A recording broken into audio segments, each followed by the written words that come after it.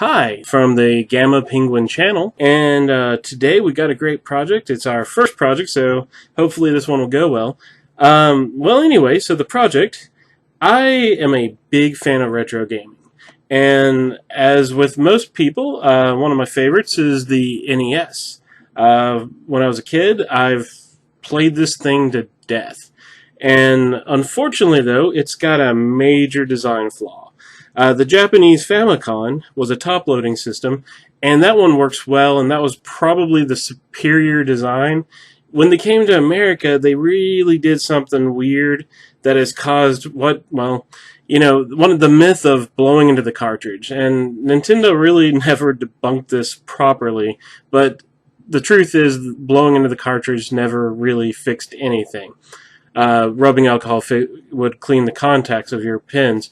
But the other problem was the actual was the little ejection system here. Unfortunately, over time, this moving part would wear down, and your games would, so the cartridge reader itself would lose contact, and your games would just start to malfunction after a while. Up till now, the main things to fix this was to find another cartridge reader on eBay or just somewhere, a local store, take it to Nintendo if you got it repaired back in the day. I remember in '96 or so, I got a Game Boy fixed and at a authorized Nintendo repair center, and it was just funny because you'd go in there and just this wall of NESs, and by that time the N64 was out, but they were still servicing them, and I think in the end, they just kind of dumped them, and I wish I had been more aggressive on that back in the day, and I would have just bought all of them up, but I didn't. So here we are. So as you can see, I've already taken this Nintendo apart. You really, for the sake of this video, I'm kind of depending on people already knowing how to get it out. Really, all I did was take out 6 screws from the bottom, and then I removed the RF shield by removing 7 screws around there. So anyway, how I plan on fixing this is back in December, I supported a Kickstarter called Blinking Light Win, and they've provided a rather interesting solution. So essentially, what this is going to do is take this entire mechanism right here, and replace it with this tray. So with the tray, as you can see, we put a Nintendo game in here. This is the regular way, and it goes straight down. With this, the goal is to eliminate that and put the system, instead of putting the cartridge and pushing it down, just put it there and use a U adapter, such as the one there, and just directly attach it, and the U adapter will go onto the system board. So theoretically, what this will do is it will eliminate the need to push down and up. So as you can see in the unit, in the Kickstarter reward, what I got was the U adapter, the tray, and they sent me 2 nice little stickers. First one saying, "Keep calm and don't press down." Second one is a replica of the old black box games that says, "Blinking white light win." Sorry for the quality of the video. This is the first video, and I promise we'll improve it after today. So additionally, we've got a Phillips head screwdriver for replacing the screws, sorry. And once we get them replaced, the games I want to try: Hogan's Alley, Castlevania, and Archon. Now I know Archon's not necessarily at the top of everyone's list, but I really love that game. Back in the 80s, I used to play it on a friend's Apple IIe, and then once I got it for my Nintendo, we would just play 2 hours. For anyone who doesn't know what it was kind of like a chess game, similar to a game called Battle Chess, which might be even more obfuscation. But you would essentially, when you would try to take a piece out, it would go to a battle board, and each piece kind of had its own power. Like you had genies, phoenixes. It was a lot of fun. I mean, I really enjoyed it. The other thing we have is, since you cannot use a light zapper on a high-definition TV, I've got one of my old tube televisions and set up a temporary workstation. I've already connected the NES up to it, and honestly, I'm afraid this one might not work. But if it doesn't work, then what we'll do is I actually have a second NES. I kind of don't really want to work on that one per se, because that's really the my known good working one. This is a secondary one that a friend gave me probably about 15 years ago, and I've never used it. It's just kind of been sitting around, but the power works, and it does at least get a signal to the TV. It just does the blinking green like there's nothing in it, which hopefully is indicative that this will be the exact fix for it. Okay, what I'm going to do is I'm going to go ahead and stop the video now and replace the part. Once I get to the system board, I'll start the video back up and we'll go from there. I just don't really want to bore everyone with the unscrewing part. Okay, we're back. So I just want to real quick show you what I've done. First off, as I think I said before, the point of this project is kind of this, well, the assumption of this project is that you already know how to remove the NES parts. Basically, you remove 6 screws from the bottom. Once you get the top off, you remove 7 screws that are around the RF shield, which is a piece of metal covering the tray. And then you remove the 2 screws holding in the AV and the power. And then you remove, using 4 of the copper screws, you take out of the assembly for the tray itself, and then 2 silver screws that were holding in the actual adapter. So as you can see, that is our adapter, and basically this part was going on. There was a little bit of resistance, so this is your actual NES system board. This is the bottom view. If we turned it over, we could see all the neat little stuff. There's tons of other videos that show this, and if you're really interested, I would suggest looking at one of the others that show people doing mods and all kinds of other cool tricks to it. So this right here was where the cartridge connector was, and we removed that.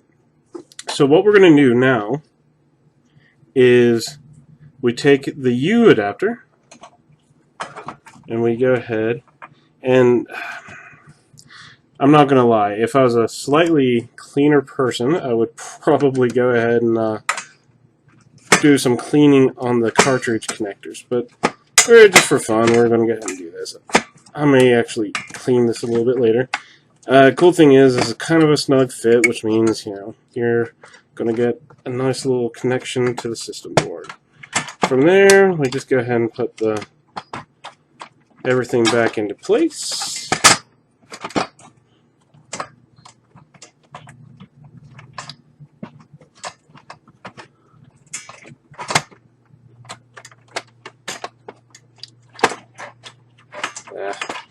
So I seem to be having a little bit of problem with the expansion adapter that's on the bottom. Anyway, I'm going to go ahead and stop the video again. I just wanted to show you that, and we'll be back as soon as I get this sucker back together and we'll do some testing.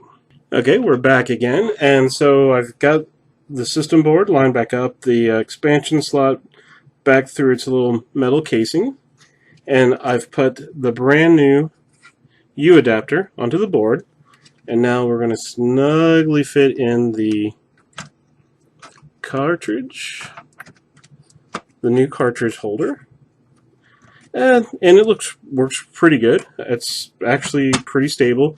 It'll be a lot more stable once we get the screws in. I think for now what we're going to do is just kind of leave everything open and do a couple of tests. We're not going to quite test Hogan's Alley. I think we're going to test Castlevania. Good standard game, and it'll allow us just to make sure that everything's working. I'll be right back as soon as I get everything plugged back into the television. Okay, so we're back, and what I've done is I've got everything in place. I went ahead and hooked it back up to the TV, and now what I'm going to do is I'm going to go ahead and put a cartridge in and test it before, before we put all the screws back in. Initially, seems to be a bit snug. So in the box for the blinking one, there was a letter that just said, yeah, we had to sacrifice a little bit of snugness. I've got a couple of the other clones, and yeah, they hold on for dear life. This one, it's not as bad as those, but it's still a little snug. Hopefully once we get the screws in, we'll go ahead and do that. So right now, we've got the cartridge in. I'm going to go ahead and tilt this towards our TV, and then blah blah. And we'll go ahead and turn her on. And there we go, we got Castlevania in there.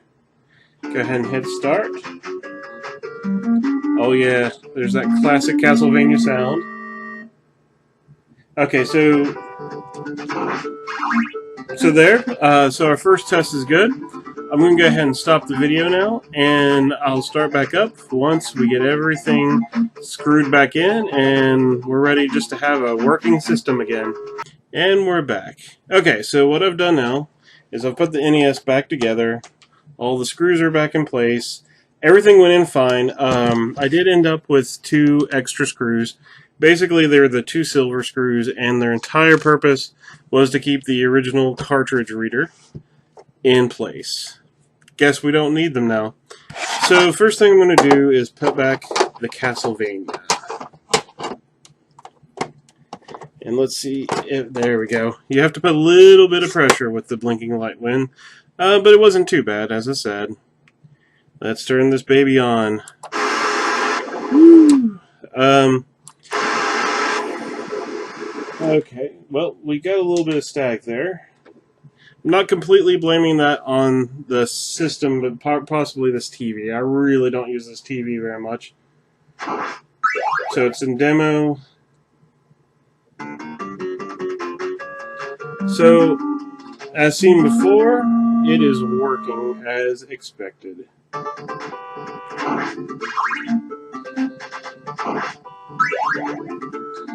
Okay. That's enough of that. So the second game, well, let's actually see how easy. Yeah, it's got some grip on it. Wasn't too hard to come out, but it did have grip on it.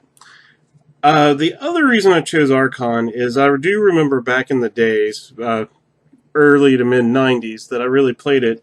It was one of my first games that really started having issues. So we're going to go ahead and put that in and see if this was able to fix it. There we go. Keep wanting to push it down by habit, but we don't need to do that. Sweet, that one came on with no issues. And let's turn the TV down. This looks perfect. I mean, really, really happy with this one. I'm really impressed with this. So Archon is looking pretty good. I do apologize that the video is not showing up. I wanted to just kind of show the video on the screen rather than through a feed card, just so, for demo purposes. Because, really the games aren't the biggest point here. So let's go ahead and kill this. With that being said, I'm not going to lie, I do just kind of want to throw Hogan's Alley in for a second, just to get an idea. Okay. Game, not going to lie, games are a little hard to get out. It's not a death grip, but it's not letting go of it easily either. So we got Hogan's Alley, and 1 second while we find our old zapper here. Oh yeah. So let's go ahead and see how things work here. Turn the game on.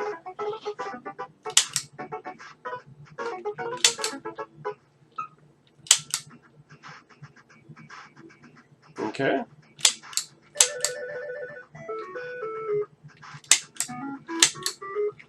I might be dealing with a dead zapper.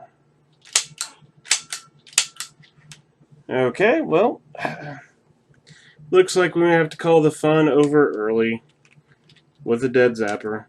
But oh well. Good news. We know the Nintendo works, so that's going to cover about 90% of my library. Thanks for tuning in. Again, this is the first video. I do apologize it's not a little more professional. They'll get better over time, but I do like how it turned out. So really, my final thoughts on the Blinking Light Win by, I believe it is Arcadeworks. Yes, it sure is it's a really good unit that I think will bring extra life to your Nintendo without having to reduce yourself to the clones that can possibly eat the cartridges. I really don't think that'll happen with this. Anyway, thanks. Keep on gaming.